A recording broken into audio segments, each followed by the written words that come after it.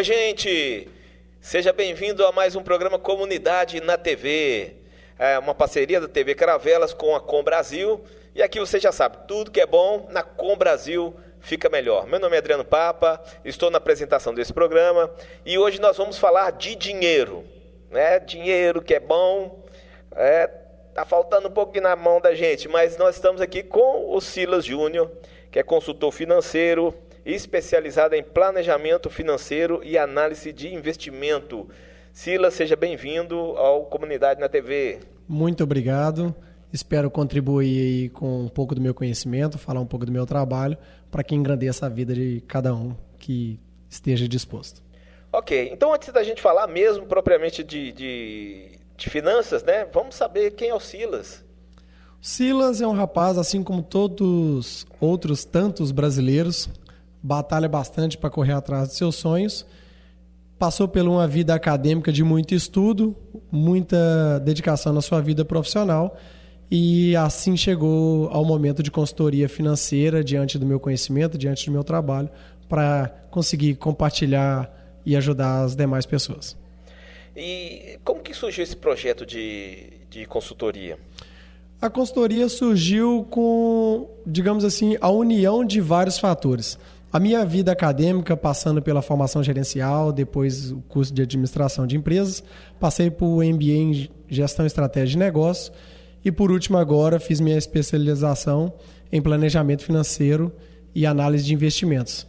Sou um atual estudante de tudo quanto se trata de mercado financeiro, então adquirir esse conhecimento cada vez mais é o que eu busco. E minha vida profissional, em um certo momento da vida, me levou para dentro de uma instituição financeira. E lá dentro eu passei mais de 10 anos adquirindo conhecimentos.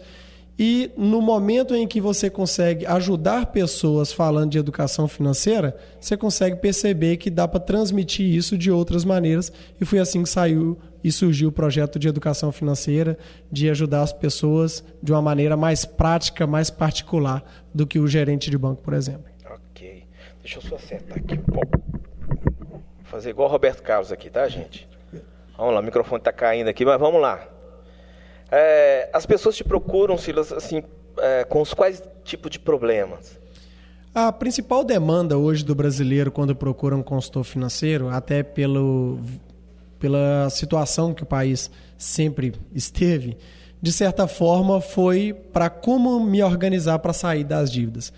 Existem aquelas pessoas que estão começando um passinho a mais, já pensando numa reserva, em escolhendo melhores investimentos, mas a grande maioria é tentando buscar uma organização para sair das dívidas, para quitar, porque já costuma ser dívidas que tiram o sono, já começam a perder a paz, né? Então essa questão financeira a gente sabe que é um dos males que afeta muito a saúde mental. Ok, então essa questão das dívidas, a maioria dos brasileiros tem dívidas. Qual o diferencial do seu trabalho com o de um gerente de banco, vamos dizer assim? Que você chega lá no banco e fala, estou devendo e tal, e ele vai te propor mais um monte de empréstimo que você vai sair com uma dívida maior. Exato. Seria isso, né? Mas qual o diferencial do seu trabalho com o de um gerente de banco? Existe até um jargão popular nesse mercado financeiro de consultor que a gente usa muito, que problemas financeiros não se resolvem com dinheiro, se resolve com educação financeira. Exatamente porque a pessoa que tem R$5.000 de dívida e está toda complicada financeiramente, atolada, o que acontece? Se ela tiver R$5.000 hoje, ela quita a dívida dela. Mas normalmente ela adquiriu essa dívida por falta de organização, por impulso, por não ter controle. Então, com R$5.000, ela quita a sua dívida hoje e começa um novo caminho de novas dívidas amanhã. Então, basicamente, não se resolve com dinheiro.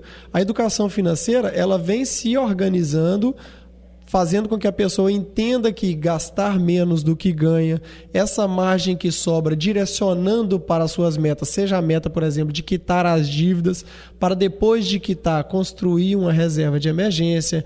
Então, esse é o direcionamento que o consultor financeiro consegue dar às pessoas, coisa que o gerente não consegue fazer com todos os seus clientes. O consultor consegue ir nas particularidades de cada um e direcioná-lo melhor. Uhum. Uma coisa que é muito comum para o brasileiro, você está falando aí na questão da dívida, né? Ele achar que o cheque especial, por exemplo, faz parte do seu salário, seu salário, né? Exato. O pessoal confunde muito tanto o cheque especial quanto o limite do cartão, né? Então, assim, limite do cartão, são duas coisas que não é saldo, né? Não é renda sua. É como se fosse...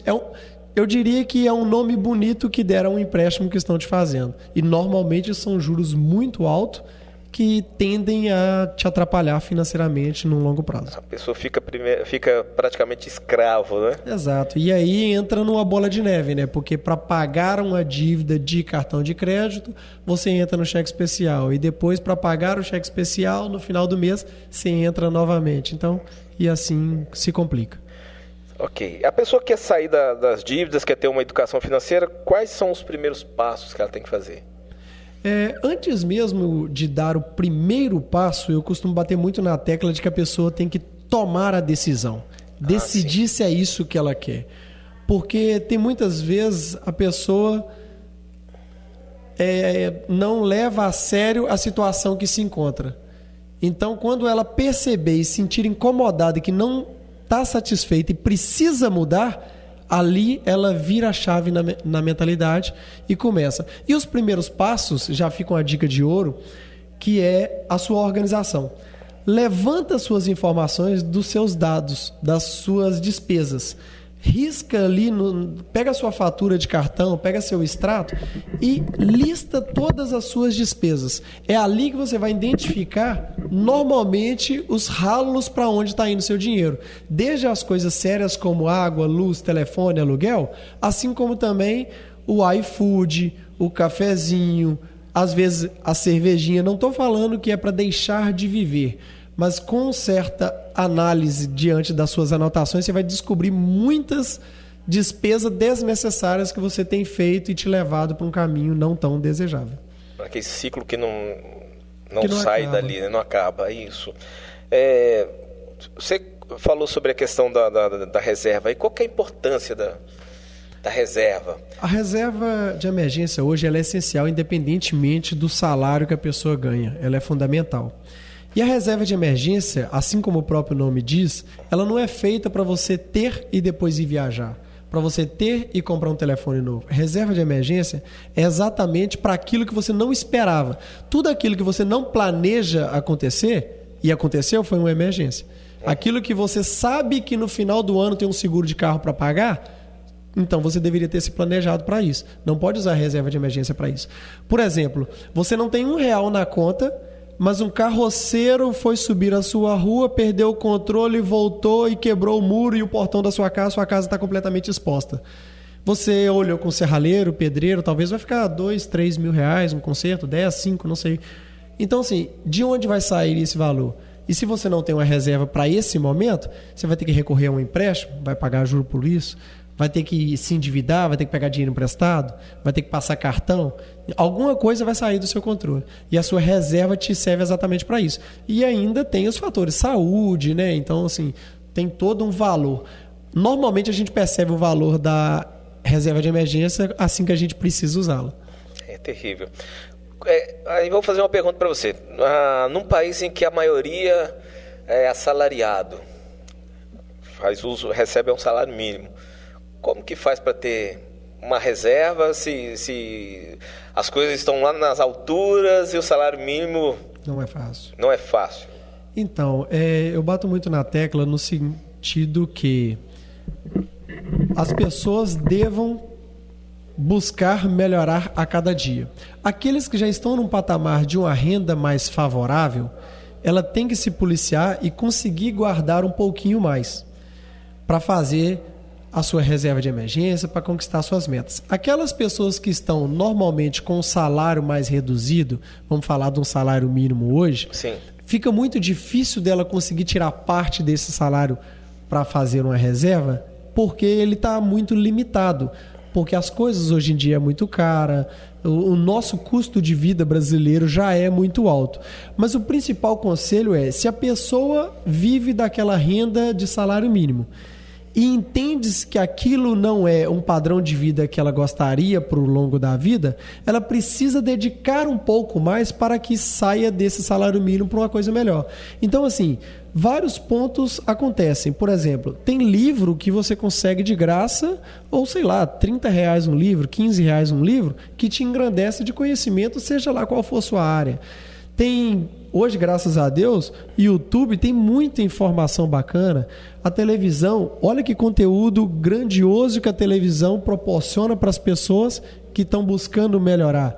Então, assim, tem muitos caminhos que a pessoa consegue perceber e buscar uma melhoria pessoal e profissional para que no amanhã ela saia do salário mínimo e depois chegue até um salário de 2 para 2,5, para 3, 4. Então, assim, dedique cada vez mais na sua vida profissional, vista a camisa da empresa e leve a sério. É você preocupando não só com a empresa, com você mesmo, com o seu futuro. Então, levando isso cada vez mais sério, você também se torna uma pessoa melhor, um profissional melhor, subindo de prateleira conforme a sua renda, e aí sim você consegue ter um saldo melhor para conseguir guardar um pouquinho mais. Ok, então fazer uma forcinha e investir em conhecimento, né? Perfeito. Seria isso. Perfeito. Então vamos lá, gente, vamos estudar. Vamos estudar, que estudar nunca é demais, né? Vamos lá, vamos desmistificar alguns jargões aqui. Por exemplo, já quando a gente fala em coisa financeira, aqui na região, por exemplo, o pessoal fica, é melhor comprar, você quer investir dinheiro, compra um imóvel. Então vamos lá, compro imóvel ou eu aplico em ações? Esse é um assunto polêmico, principalmente dentro do mercado financeiro. Ele se encaixa na palavra do depende, porque tem que ser muito bem analisado. Não dá para falar de forma generalizada. Porque, olhando para o imóvel físico, a gente tem que avaliar se esse imóvel existe uma perspectiva de valorização dele, e não só pelo aluguel a receber. Então, quem comprou o imóvel, ele vai receber um aluguel, mas às vezes existe uma perspectiva de valorização daquele imóvel. Então, isso pode ser muito favorável ao imóvel físico. O investimento, ele tende a te gerar uma renda todo mês e você reinvestindo essa renda, vira aquele famoso juro composto, aquela bola de neve que, num longo prazo, tende a cada vez ficar maior do que o aluguel que estaria no imóvel físico. Então, assim, uma média nacional hoje de aluguel não serve a gente pegar um caso específico e comparar. Estou querendo dizer, numa média geral, o aluguel hoje tem uma certa média entre 0,3, 0,4, 0,5, talvez um 0,6 em relação ao valor do imóvel. Então, o valor do aluguel rende mais ou menos, vamos colocar aí, 0,4 do valor do imóvel. O investimento bem aplicado já para esses fins, estou falando da pessoa que já tem a reserva de emergência, já não tem dívida, ela está colocando para este tipo de objetivo, ela já consiga, por exemplo, um 0,7, um 0,8, então, na pior das... um 0,75. Então, estamos falando de uma rentabilidade melhor do que o aluguel. Olhando friamente, assim, o investimento tende a ser melhor do que o aluguel. Então, assim, de forma geral, mas fica aqui sempre o meu lembrete de que vale muito analisar casos e a casos. Porque, às vezes, podemos ter oportunidades de um imóvel que vai valorizar muito, ou às vezes colocar o investimento em locais errados e não render isso que estava esperando. Exato. Tá. Uma pergunta também que se costuma fazer, essa aqui nós nem conversamos, né? Eu compro um carro novo, 0 quilômetro, ou compro um carro usado, seminovo? Como tudo na vida tem que fazer uma boa análise, sim. O que acontece muito o carro novo hoje, ele tem uma depreciação muito forte. Então, em curto prazo, aquele carro deixa de ser novo, né? Ele deixa de ser zero, ele passa a ser do ano anterior. E a depreciação desse carro, que para colocar todo mundo no mesmo entendimento, é ele perder o valor. O carro que você comprou novo hoje de R$100 mil, porque ele é 2024, um ano seguinte ele costuma ele não passa a ser de 100 para 90 e pouco. Muitas das vezes ele vai valer 80, ele vai valer 70, bastante, né? Ele cai muito. Então tem que fazer muito essa análise se essa perda de valor vai interferir ou não no seu patrimônio, na sua situação financeira. Se é aquela pessoa que já fez muito cálculo e é suficiente para que no ano que vem ele vai dar o carro e pegar um outro novo, então talvez valha a pena. Mas aquele que vai ficar com o carro e aí o patrimônio dele já não é mais de 100, passa a ser de 70, 80, talvez isso possa interferir. Porque a documentação do carro, o seguro do carro, as despesas daquele carro, tudo tem que estar embutido nesse cálculo que foi feito. Ainda nessa questão de desmistificação, poupança para o filho. 2 pontos importantíssimos para você, telespectador que nos assiste. Apenas nessa frase, poupança para o filho. Um detalhe importantíssimo. Poupança para o filho é fundamental que você comece o quanto antes. O maior amigo do investidor chama-se tempo. Quanto antes você começar, seus resultados serão impressionantes. A parte que não fica legal nessa frase poupança para o filho é exatamente a palavra poupança que fomos educados a colocar nela. Isso que eu ia perguntar também. Então, assim, a poupança para o filho no sentido guardar, investir, guardar que eu falo investir direto no banco, né, gente? No colchão de forma alguma dentro de casa. Então, assim, fazer uma reserva pensando no filho no longo prazo é essencial. E, assim como eu disse, a poupança hoje, eu diria que talvez seja uma das suas piores opções. Sem defamar e sem que vocês se sintam mal caso tenham, talvez estejam melhor do que aqueles que nem têm. Mas você que tem pode procurar, que existem inúmeros melhores lugares, tanto seguro quanto. Sim, já que nós estamos falando de poupança, um assunto já puxa o outro. Sim. Qual que é o melhor investimento, então? Já que a poupança não é uma coisa... Sim. A gente acha seguro. Sim. A gente acha seguro, mas não rende. Mais prático, né? Não rende. A gente sabe que está lá e tal, mas não rende. Exato. Eu costumo responder essa pergunta de qual o melhor investimento da seguinte maneira. Eu costumo tratar o investimento como o meio de transporte. Então eu te devolvo a pergunta para você, para o telespectador, qual é o melhor meio de transporte? Não tem como se definir, porque eu não sei o seu ponto de partida e eu não sei o seu ponto de chegada. Alguns vão dizer, é a moto, porque é rápido e fácil estacionar, mas às vezes eu queria ir com 3 pessoas. Outros vão responder, então é o carro. Aí eu vou dizer, mas é porque eu queria ir para a Itália, então teria que ser o avião. Ah, mas é um avião. Não, mas eu queria só ir para o centro da minha cidade. Então o que a gente precisa entender é que precisa do ponto de partida, do ponto de chegada, e aí a gente define os investimentos.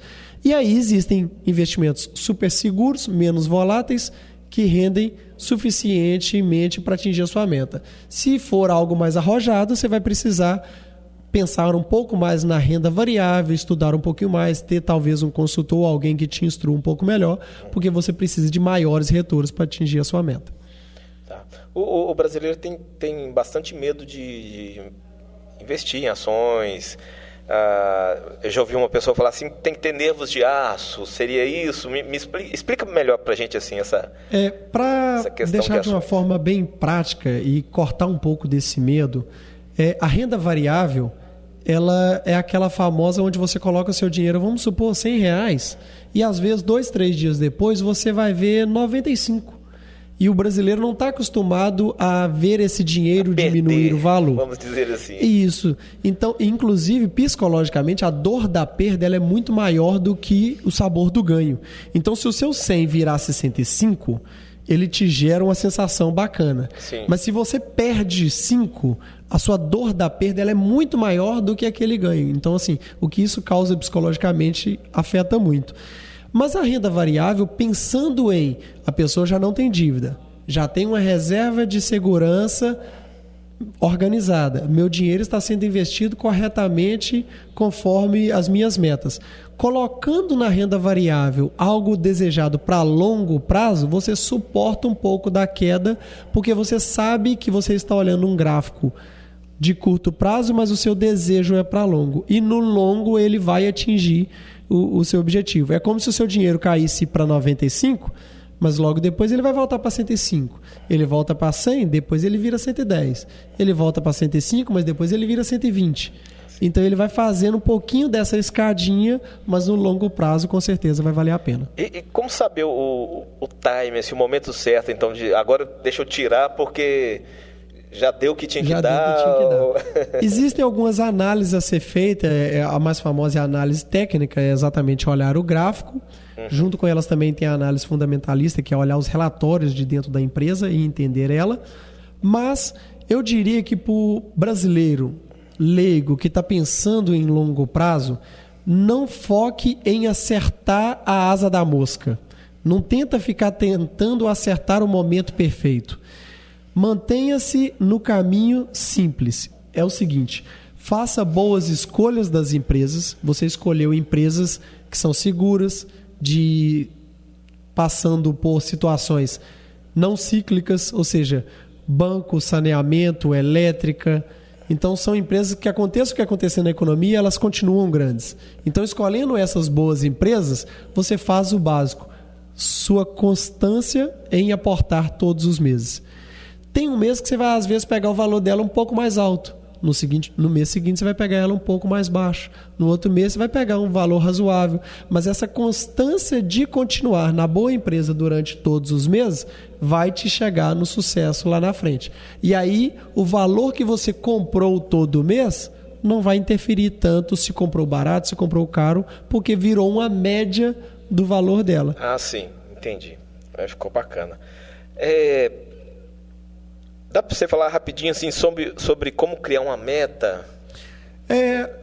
O brasileiro ele perde muito ao dizer que a meta é viajar, minha meta é comprar um carro, minha meta é, fazer uma festa. Um exemplo que te ajuda muito na sua organização financeira é especificar sua meta. Cria detalhes sobre ela. Existe até um método chamado SMART, depois vocês podem pesquisar. Especifica sua meta. Comprar um carro é apenas um sonho. A meta seria, eu quero comprar um carro tal, de valor tal, em dezembro de 2027. Estou partindo do princípio que eu tenho R$0 hoje.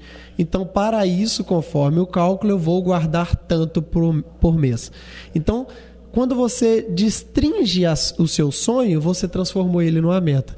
Eu quero viajar para a Itália no final de 2020. Coloca a data, no final que eu digo, dezembro de 2028. Já fiz um levantamento de pesquisa, eu preciso, não faço a mínima ideia, não é minha área. Vou gastar R$15.000, estou partindo do princípio que eu tenho 0, para isso eu preciso guardar tanto por mês. Ao você fazer isso, psicologicamente você se organiza para cumprir essa meta e aí você consegue atingi-la. Bacana, muito bom. Silas, nosso tempo está acabando, eu queria que você desse as suas considerações finais. Eu só tenho muito a agradecer a todos vocês que nos acompanharam, foi um prazer imenso estar aqui nesse bate-papo tão engrandecedor. É através dessas pequenas informações que a gente melhora o nosso cotidiano, a nossa vida financeira, a nossa educação financeira. Foi um prazer imenso. Quem precisar pode contar comigo. É sempre um prazer compartilhar meu trabalho. Isso aí. O Instagram do Silas está aparecendo aí na tela, né? Se você quiser conversar com ele, contratar o serviço dele, a consultoria do Silas, né? Exato. O que eu tenho feito é um trabalho bem personalizado para cada pessoa que precisa. Então, eu preciso entender a sua linha de raciocínio, seu perfil de comportamento, o levantamento dos seus dados, te dar um diagnóstico de como anda a sua vida pessoal e financeira hoje, fazer uma projeção de futuro para você de 10, 15, 20 anos, qual a meta que você precisa atingir ano a ano, a sua organização financeira precisa ficar dessa e desta forma, então basta, assim como você falou, né, me procurar no Instagram, lá tem um link na bio para preencher um formulário para quem está interessado e é sempre um prazer poder ajudar na vida das pessoas. Ok. Silas, nós agradecemos a sua participação aqui no programa Comunidade na TV e as portas da TV Caravelas estão abertas, né, quando você quiser. A gente fala mais de dinheiro, né, que tem bastante o que falar ainda, né? Obrigado. E a você, telespectador, internauta que está nos assistindo, nós agradecemos a sua audiência e convidamos para o nosso próximo programa na próxima semana. A todos vocês, tchau Brasil, até semana que vem.